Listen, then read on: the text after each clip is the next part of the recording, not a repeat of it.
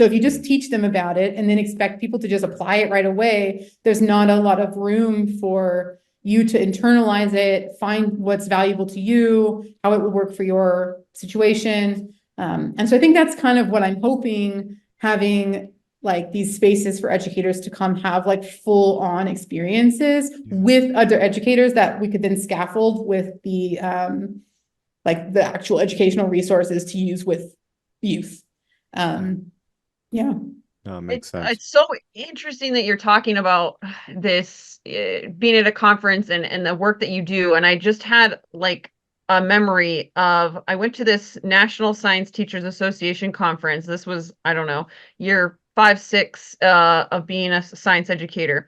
And it was a lot of information and there were so many great ideas and people were presenting, oh, you could do this lab, and it was around high school science. And specifically, I picked, breakout sessions and people to listen to that I wanted to learn more.